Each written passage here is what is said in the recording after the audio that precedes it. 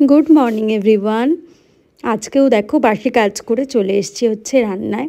আর আজকে বসিয়ে দিয়েছি ভাত, মসুর ডাল সেদ্ধ, আর এদিকে কিন্তু করছি হচ্ছে আলু ভাজা। তোমাদের কার কার ডালের সাথে কিন্তু আলু ভাজা পছন্দ সেটা অবশ্যই জানাবে। আগে ছোটবেলায় কিন্তু এই আলু ভাজা হলে ডালও লাগতো না, জানো তো, ঘি দিয়েই আমরা ভাত খেয়ে নিতাম, এত ভালো লাগতো। তার সাথে দিয়েছিলাম একটু ভেন্ডি সেদ্ধ। गुड मर्निंग एवरीवन, केमन आछो तोमरा सबाई? आशा करछि भालो आछो, सुस्थ आछो। आमार आजके एकटु मन खाराप। आसले शुभर कालके रात थेके शरीरटा भालो नेই, काल सारा रात घुमोते पारेনি बेचारा। आमिও জেগেই ছিলাম ওর সাথে প্রায়।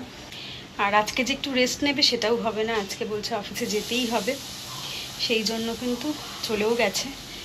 আর কিছুই খাবে না বলছে, শুধু ওআরএস খাচ্ছিল। তাও আমি একটু ডাল ভাত জোর করে খাইয়ে দিয়েছি। আসলে কি হয় বলো তো, নিজেদের শরীর খারাপ হলে না একরকম, আর যদি বাড়ির কারোর হয় তখন একটু অসুবিধাই আর কি। আমার তো মানে নিজের হলে কোনো ব্যাপার না, ওর হলে আমার খুব টেনশান হয়। এই ধরো এখন অফিসও গেছে, আমার শুধু টেনশান হচ্ছে ওখানে কি করছে না করছে। এটা একটা বড় অসুবিধা, নিজেদের হলে একরকম, জানো তো। আর ও কিছু খেলো না, সেখানে আমি আর কি খাবো বলো তো, খাওয়া যায়?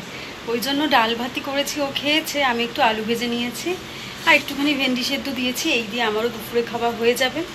আর আজকে তো বৃহস্পতিবার, আজকে একটু তাড়াহুড়োরই, তো রান্না ঠান্না সব কমপ্লিট, বাসি কাজ টাজ করে স্নান টান করে এই তোমাদের সামনে এলাম। এখন আগে তাড়াতাড়ি করে পুজো দিয়ে নেব, তারপরে ও কেমন থাকে না থাকে, না হলে বিকেলবেলা ডাক্তারের কাছে যাব।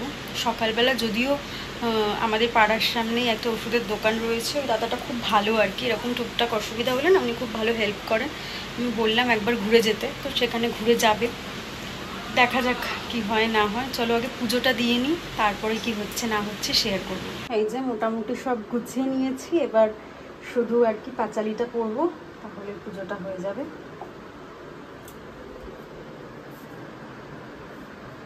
এই যে পাঁচালি টাচালি পড়া হয়ে গেল, পুজো কমপ্লিট।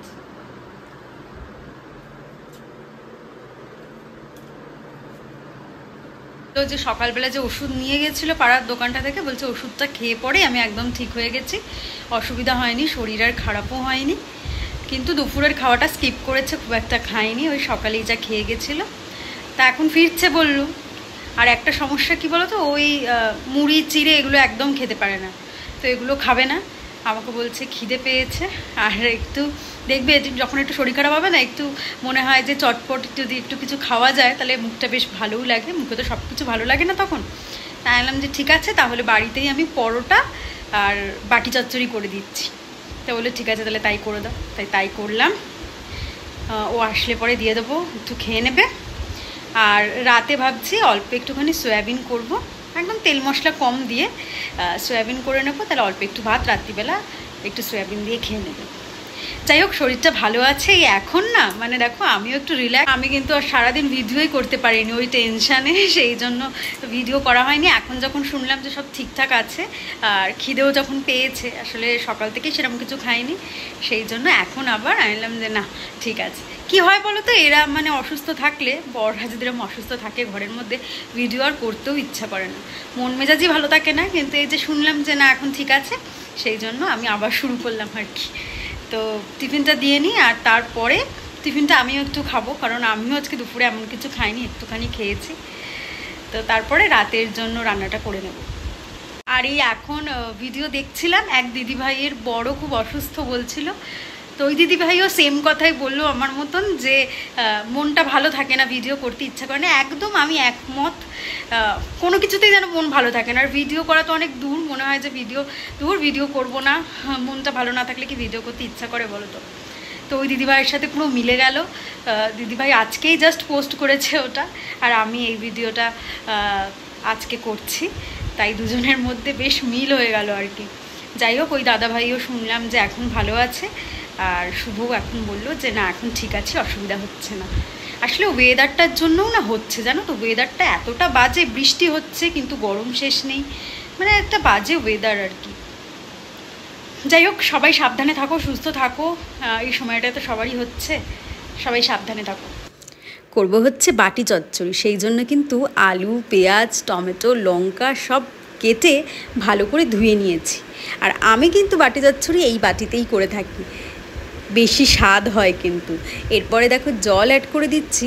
আর এই বাটি চচ্চড়ি করাটা এত ইজি, সবার বাড়িতেই হয় নিশ্চয়ই, এটা আলাদা করে বলার কিছু নেই।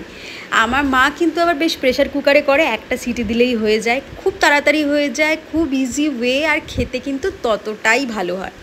কোনো মশলা টশলা দেওয়ার ব্যাপার নেই, খুব হেলদি। সেই জন্য কিন্তু এটা কিন্তু খেতে মাঝে মধ্যে বেশ ভালোই লাগে। আর শুধুমাত্র ওই নুন, হলুদ, আর যদি কেউ মিষ্টি অ্যাড করতে চাও সেই ক্ষেত্রে মিষ্টি অ্যাড করাও যায়, নাও করা যায়। আর যেটা মেন, যেটা দিতেই হয়, না দিলে কিন্তু এই বাটি চচ্চড়ির স্বাদ আসে না, সেটা হচ্ছে কাঁচা তেল। ওপর থেকে কিন্তু একটু হলেও কাঁচা তেল কিন্তু দিতেই হয়। তোমরা কারা কারা এরকমভাবে বাটি চচ্চড়ি করো আমাকে কিন্তু অবশ্যই জানাবে, কাদের কাদের পছন্দের সেটাও কিন্তু অবশ্যই জানাবে। অনেকে কিন্তু আবার এইভাবে করে না, অনেকে বেশ সুন্দর করে হাতে মেখে নেয়, মেখে তারপরে কিন্তু চচ্চড়িটা বসায়। এটা আমি অনেকের ভিডিওতে দেখেছি, হাত দিয়ে খুব সুন্দর করে মেখে নেয়। আমি কিন্তু ওরকমভাবে হাত দিয়ে মেখে করি না, বা কোনো দিন করিনি। তবে একবার কিন্তু ওই রকমভাবেও করে দেখবো যে কেক মানে খেতে কেমন হয়। তবে হাত দিয়ে মেখে নিলে কী হবে, সব জায়গায় সমানভাবে আর কি সব কিছু মিশবে, নুন মশলাটা ভালো লাগবে, এটা হতে পারে। কিন্তু আমি এইভাবে করি, এইভাবেও কিন্তু খেতে দারুণ হয়, একদমই বেশিক্ষণ সময় লাগে না, খুব ঝটপট। আর যখন তোমরা ভাববে যে হাতে খুব একটা সময় নেই কিন্তু টেস্টি কিছু খেতে ইচ্ছা করছে, তখন কিন্তু ঝটপট এটা কিন্তু বানিয়ে ফেলা যায়। শুভ যখন বললো যে শুভ ফিরছে আর খুব বেশিক্ষণ আমি জানি সময় নেই, তাড়াতাড়ি চলে আসবে, ওইটুকখানি সময়ের মধ্যে কী করব, তখন কিন্তু একেবারে মাথায় এটা এলো, এটাই করে ফেললাম। আর এই বাটি চচ্চড়ির সাথে লুচি, পরোটা, রুটি সব কিছুই যায়। কিন্তু আজকে আর লুচি করব না, ভাবলাম যে একটু পরোটা করি। রুটি তো শুভ খেয়েই থাকে টিফিনে, অফিসে, ওই জন্য আর রুটিও করিনি, ভাবলাম যে একটু পরোটা করি। আর দেখো এটা কিন্তু ফুটছে, খুব বেশিক্ষণ সময় লাগবে না, এক্ষুনি জাস্ট হয়ে যাবে। হয়ে গেলে পরে কিন্তু নামিয়ে দেবো। আর ওদিকে কিন্তু এটা ফুটছে, ততক্ষণে আমি আটাটা মেখে রাখছি। ময়দা দিয়েও কিন্তু পরোটা করতে পারতাম, কিন্তু আটা দিয়ে করলে না ওই গ্যাস হওয়ার চান্সেসটা একটু কম থাকে। আর আটার পরোটা, লুচি এগুলো কিন্তু আমার খেতে খুব ভালো লাগে। ময়দার তো ধরো খাওয়া হয়ই, কিন্তু আটারগুলো খেতেও কিন্তু বেশ ভালো লাগে। আর পরোটা করবো ভাবলাম তখন ভাবলাম যে এই ত্রিকোণা পরোটাগুলো করি। এগুলো কিন্তু খেতে বেশ ভালো লাগে, যদিও এগুলো করতে কিন্তু আবার একটু বেশি সময় লাগে, এগুলো বেলতে একটু সময় লাগে, কিন্তু ভাবলাম যে এইভাবেই করি, তাহলে কিন্তু খেতে বেশ ভালো লাগবে। আর সন্ধেবেলার টিফিনটা একদম জমে যাবে, যেহেতু দুপুরবেলাটা খুব একটা কিছু খাইনি, সকালেই যা খেয়েছে, ওই জন্য একটু আর এই সময়টা মুখটায় তো সব কিছু ভালো লাগে না, একটু জুতের মতন যদি করে দেওয়া যায় তাহলে কিন্তু একেবারে ওরও ভালো লাগবে আর খেয়েও নেবে। সেই জন্য কিন্তু এই পরোটা আর তরকারি করে নিচ্ছি। আর খুব বেশি তেল দিয়ে করব না, জানো তো, অল্প তেলেই করব, অল্প তেলেই বেশ ভালোই হয়। আর এগুলো কিন্তু একটু হটপটে রেখে দিলে কিন্তু বেশ নরমও থাকে। আমি কিন্তু করেছিলাম, আর শুভর তো আজকে খুব পছন্দ হয়েছে, পরোটা আর তরকারি বললো দুটোই খুব ভালো হয়েছে। আসলে খুব সিম্পলভাবে হয় তো, এগুলোতে তো তেল মশলা থাকে না, এগুলো কিন্তু খেতেও বেশ ভালো লাগে আর শরীরে খুব একটা ক্ষতি করে না। এগুলো কিন্তু মাঝে মধ্যেই খাওয়া যায়, বেশ ভালোই লাগে। তো ওই এরকম করেই আর কি সন্ধ্যেবেলার টিফিনটা আজকে আমাদের জমে গেছে। যেহেতু সকালবেলাটা খুব একটা রান্নাবান্না করতে হয়নি, সেহেতু সন্ধ্যেবেলাটা একটু ভালো মন্দ যে করতে পারলাম, এটাতেই কিন্তু বেশ ভালো লাগে। তো দেখো আস্তে আস্তে সব পরোটাগুলো কিন্তু ভেজে নিলাম, আর এদিকে শুভকে গুছিয়ে দিয়েও দিয়েছি পরোটা খেতে, আর আমিও কিন্তু খেয়ে নিলাম, বেশ ভালো লেগেছে। তারপরে চলে এলাম এদিকে, কিন্তু সয়াবিন সিদ্ধ হতে বসিয়ে দিয়েছি, আর ওদিকে কিন্তু আমি মশলা টশলা সব বেটে নিয়েছি। আর সয়াবিন করা কী বা দেখাবো, তোমরা তো সবাই জানো। আর আমি একটু আলু দিয়েই করি সয়াবিনটা, তো সেরমভাবেই করছি। আর মশলাপাতি না একদম কম দিয়ে করব, যেহেতু শরীরটা এখন ওর খুব একটা ভালো নেই, খুব একটা মশলাপাতি আমি দেবো না, ওই জন্য একদম লাইট করে সয়াবিন করব।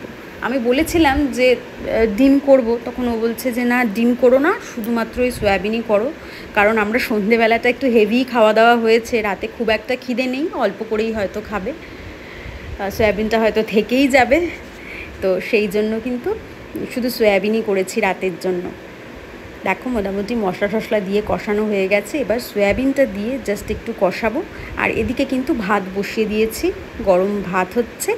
আর দেখো সয়াবিন ফুটছে, মোটামুটি সয়াবিন কিন্তু ডান। এই যে হয়ে গেল, এবার খেতে দিয়ে দেবো। খাওয়া দাওয়া কিন্তু কমপ্লিট। তো ভিডিওটা আজকে এখানেই শেষ করছি। আশা করছি তোমাদের ভিডিওটা ভালো লেগেছে। যদি ভালো লেগে থাকে তাহলে কিন্তু অবশ্যই একটা লাইক করে দিও আর কমেন্ট করে জানিও। আর যারা এখনও চ্যানেলটাকে সাবস্ক্রাইব করোনি তারা কিন্তু প্লিজ চ্যানেলটাকে সাবস্ক্রাইব করে দিও। দেখা হচ্ছে তোমাদের সাথে পরের ভিডিওতে। ততক্ষণ ভালো থেকো, সুস্থ থেকো, টাটা।